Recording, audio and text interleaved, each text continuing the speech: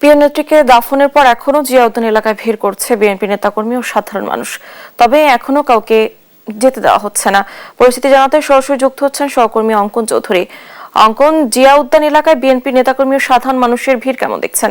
ধন্যবাদ। আমি এখন আছি শহীদ প্রেসিডেন্ট জিয়াউর রহমানের যে সমাধিস্থল আছে তার প্রাঙ্গণে। এখানেই কিন্তু কিছুক্ষণ আগে বাদ আসর কিন্তু বিএনপি চেয়ারপারসন ও 3 বারের সাবেক প্রধানমন্ত্রী খালেদা জিয়াকে সমাধিস্থ করা হয়েছে। তবে এ নিয়ে কিন্তু আশেপাশে নিরাপত্তার চাদরে ঢেকে রাখা হয়েছে। পাশাপাশি আমরা দেখছি যে সমাধিস্থর পরেও কিন্তু এখানে নেতাকর্মীরা অবস্থান করছে। তারা বলছে যে মূলত যে নেত্রীর প্রতি ভালোবাসা ও শ্রদ্ধা, তার কারণেই কিন্তু তারা এখন পর্যন্ত এখানে আছেন।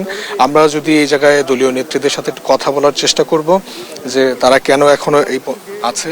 আপনি কেন দাফন কার্যক্রমটা এখনো সম্পূর্ণ হয়ে গেছে, তারপরেও কেন এখন পর্যন্ত আছে? আসলে বাংলাদেশে আমাদের একজন অভিভাবক হারিয়েছি। বাংলাদেশের তিনবার প্রধানমন্ত্রী দেশনেত্রী বেগম খালেদা জিয়া বাংলাদেশের মানুষ এবং বাংলাদেশের গণতন্ত্রকে উনি যেভাবে আগলে রেখেছেন, আসলে এই উনার মৃত্যুতে আমরা গভীরভাবে শোকাহত। উনার কবরস্থ হয়েছে। আমি এখান থেকে আসলে আমার ইচ্ছা হয় না আমি যাওয়ার, সেজন্য এখানে দাঁড়িয়ে দোয়া করছি ওনার জন্য, আল্লাহ যেন ওনাকে বেহেশত নসিব করেন এবং ওনার যে বাংলাদেশের মানুষ এবং দেশের জন্য গণতন্ত্র রক্ষার জন্য যে ত্যাগ করেছেন, যে কষ্ট করেছেন, যেভাবে ওনার বিরুদ্ধে যত বাংলাদেশের ষড়যন্ত্র হয়েছে, উনি সবসময় একজন মা যেভাবে বা সন্তানকে আপনার ছায়া দিয়ে রাখে, দেশনেত্রী বেগম খালেদা জি ওইভাবে বাংলাদেশ এবং বাংলাদেশের মানুষের জন্য উনি ছায়া দিয়ে রেখেছেন। আমরা একজন অভিভাবকহীন হয়ে পড়লাম। সেই জন্য এই শোকের জন্য আমি আল্লাহর কাছে দোয়া করি এবং দেশবাসী ওনার জন্য দোয়া করবেন। আমি একটু আপনার কাছে চলে যাবো যে আপনি তো দেখেছেন যে গত 15 বছর কিন্তু এই জায়গায় কোনো সংস্কার বা এই ধরনের কিছু করা হয়নি।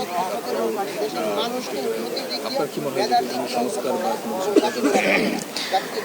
আসলে সংস্কারও তো বাংলাদেশের প্রয়োজন আছে, কারণ আজকে এমন একটা দিন, মানে আমরা এখানে যখন শুনেছি আমাদের নেত্রী মারা গেছেন, রাজনীতির অঙ্গনে আমরা দেখলাম যে কালো মেঘের ধোঁয়াশা নেমে আসছে।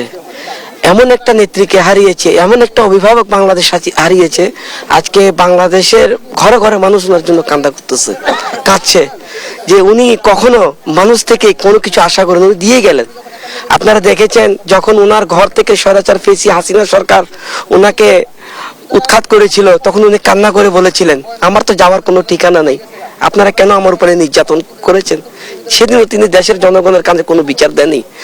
1/11 মধ্যে মহিউদ্দিন ফখরুদ্দিন সরকার যখন তারেক জিয়াকে নিয়ে যে এমন ভাবে পিটালো। ধন্যবাদ আপনাকে।